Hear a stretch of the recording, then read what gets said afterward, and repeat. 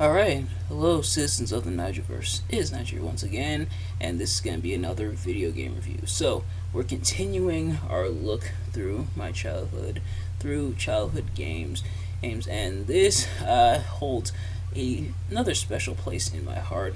This being one of the few racing games that I actually liked growing up. And it's kind of a twofold story when it comes to this game. But does it hold up several years later? And will this franchise, I should say, ever make a return? I'm, of course, talking about Sonic Riders Zero Gravity. So, yes, so Zero Gravity, not the first one, and not Sonic Free Riders. And you'll probably find out why. But as always, I'm not professional video game reviewer, video game analyst, or video game critic, or anything like that. Just a man who enjoys a good time, which for the most part I had with this game going back into it.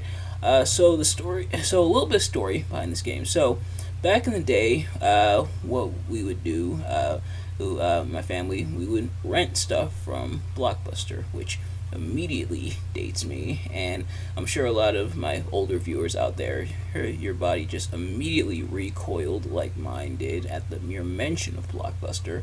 But yeah, so we used to rent all kinds of stuff from Blockbuster, including movies and video games.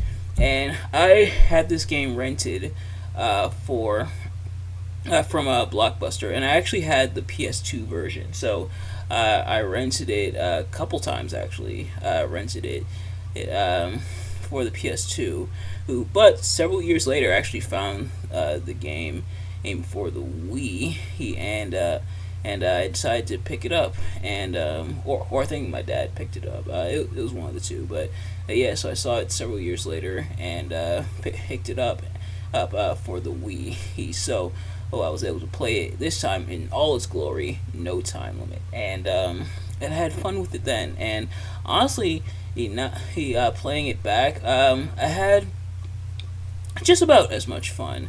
Did I have more fun with it? Kind of not really.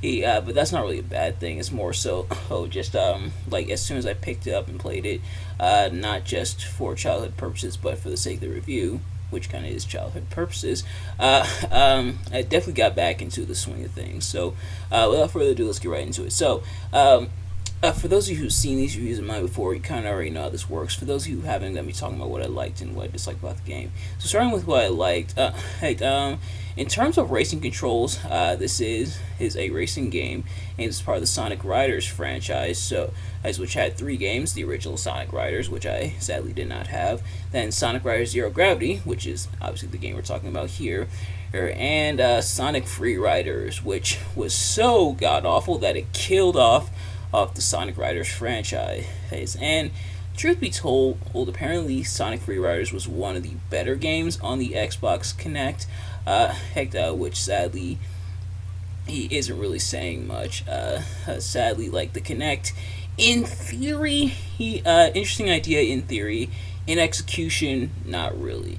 He definitely a product of its time, and in terms of like its flawed execution, that being utilizing body motion controls in order to operate the game. I think if you tried that now, you'd probably have a bit more success, but at the time, this technology was still very much in its infancy, and so it sadly didn't really work out, and this game suffered as a result of it. But like I mentioned, there were worse games for the Kinect, if you could believe it. But the only reason I didn't play that one is because I didn't have an Xbox, nor a Kinect. So Zero Gravity it is, but I'm glad I did, because this game was and is still quite a bit of fun. In a genre of games, that being racing games, it was dominated mostly by Mario Kart, and part of that is because no other racing game compared to it. I feel like Sonic Riders, even just from this initial game, and maybe I'd have to play the other games to fully confirm or deny that. Sonic Riders seemed like, just from the fun of it, that it could stand a chance against Mario Kart. One of the few racing game franchises I feel that really did like stand up to Mario Kart was like Crash Team Racing, but otherwise, yeah. So Sonic Riders, I think, definitely had potential. This being like hoverboard racing, and it was a lot of fun. And the gimmick of this game is essentially zero gravity. So you have different controls. Different controls related to like gravity or gravity control and things like that. And obviously, I imagine this stuff wasn't really in the previous game, but being able to do gravity control, being able to pull off elastic tricks and get a lot of speed, it allowed you to cruise through a lot of these sections and a lot of these maps. And I don't mean cruise through as like, hey, you go through it and it's over really quickly and you don't really get anything out of it. No, you still get plenty of time to enjoy the track, hack and everything. But it doesn't feel like you're going too slow. It feels like you're going a decent amount, even if you're far behind, which I was at some points. And that being, I played the story mode, didn't play multiplayer because I don't really have a whole lot of friends. But playing like the story mode. I didn't really. There were some moments where I fell behind, and not even every objective of each story mode stuff is getting first place in the races. But I didn't find myself falling too far behind at too many points. In fact, even when I was far behind, I pulled right back up to first in almost no time. There's plenty of opportunities to catch up. And thankfully, the AI doesn't really rubber band too much, so it's pretty much a lot of fun there. And while I mentioned it, I might as well talk about it. There are two story modes. There are the Team Heroes, that being Sonic, Tails, and Knuckles.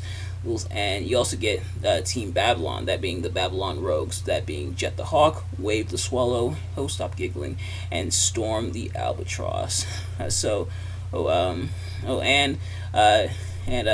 is also nice that all three of or I should say all six of the characters, well, 3 and 3, because they essentially match each other. Sonic style is very similar to Jet's, and vice versa. Of course, that being very speed based, and they're able to utilize grind rails, which they do have in the game. Aim is grind rails, which you can use for an extra shortcut. So they do have the grind rails that Sonic and Jet are able to utilize, and it makes sense because Sonic and Jet are rivals. Jet wanting to prove he's faster than Sonic, and then Tails and Wave are similar, where they have they're able to use the air ride, which means they're able to use different devices that are able to travel through the air through different rings to grant hand speed and also in other shortcuts. And then Knuckles and Storm are similar to where, for starters, they're both big, although Storm is much bigger than Knuckles, but they're both strong, I guess I could say. But they're also able to use the bike, which in this game, you're able to change up your gear to get more rings, to get more speed, or for one of these 3 different types. Storm and Knuckles are able to use the motorbikes, meaning any obstacle in their way, they're able to punch through. There's that. And you are able to unlock other playable characters, such as Amy or Eggman or Shadow, Silver, or I didn't unlock them this go round, but I did unlock them previously. And each story mode kind of has I do like that the story mode has kind of the perspective of the events of the same story, just told from 2 different sides instead of it being 2 different stories. Now I know a lot of people do prefer 2 different stories, but for the sake of continuity, it is nice.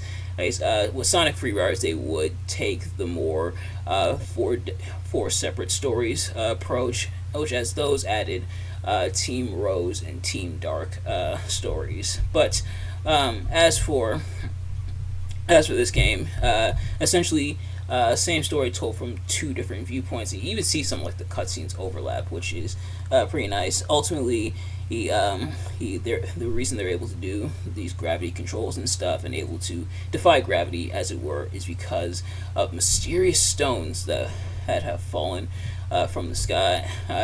Gravity stones, but turns out they have very destructive power, and ultimately he have to release them back, and return them to the place that they came from. So they essentially do that, and it ends kind of on not necessarily a cliffhanger, but kind of open ended with Jet challenging Sonic to a race. So there's that story, and Eggman does get involved because Mediotech, which is the company that he's part of, their robots have gone haywire by reacting to these stones. So kind of bringing those together as well. So those are brought together, and like I mentioned, Eggman is playable as a character, and you even get racers from other franchises such as Samba de Amigo, Knights, and I believe Billy Hatcher is playable in this game as well. Also, quite a bit to do, and there is also bonus missions after you complete a certain stage. There's multiple stages through the game, like multiple different like tracks and stuff.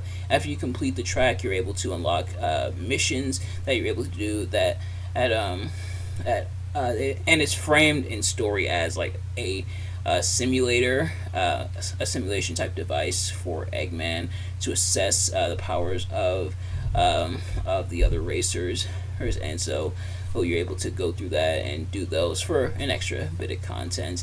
And you even unlock extra stages such as the 80s and 90s boulevards, which both are pretty cool. And yeah, so there's a decent amount to do. You're also able to unlock different boards, so quite a bit to do, which is not nice for here. And of course, the soundtrack. Say what you want about Sonic games, they may not always be the best, but man, do they have some good soundtracks. And this game is definitely no exception, to the point where even the options menu has a dedicated / banger soundtrack. So all those make for a very fun experience. Now, in terms of what I didn't really like about the game, the story mode is admittedly pretty short. Or completing both the Heroes and the Babylon Rogue storyline. It took me about an hour each, and that includes watching the cutscenes. And so, about an hour each, not really long, and I imagine the gameplay partially had quite a bit to do with that as well. Maybe also the fact that I kind of know a lot of these tracks almost like the back of my hand, so that was also probably there. But yeah, so these are pretty short, and admittedly, some of the graphics, which I don't often talk about the graphics when it comes to like reviewing games and stuff, because aside from some stuff that's very notable that we need to talk about when it comes to the graphics, they're almost, I feel like, kind of a non-factor. But for this game, not all of them looked okay for the time, but comparing them through the modern lens, and I guess that's not really fair, but some of them do look a little bit rough around the edges, especially for a game that came out in 2008. It came out in 2008, and it looks like and the graphics look like it came out in 2008. But otherwise, pretty fun game, and I'm glad I was able, I should say, to revisit it from my childhood, and glad to see it still holds up for the most part. But that's going to do it for this review. Thank you all so much for watching. I hope you enjoyed. If you did, please do me a favor: like, comment, subscribe, share with your friends, turn on post notifications so you know every time I upload a video, so you can see as soon as it drops. Let me know in the comments below your thoughts on the game and my review of the game. Do you like Sonic Riders? Did you like my review? And do you want to see Sonic Riders return in the future? Me personally, I think it has potential. Especially with new technology and stuff like that, I think it does have potential to make a comeback. And if F-Zero came back with F-Zero 99, maybe there's a shot. But thank you all so much for watching, and I will see you guys later. Peace.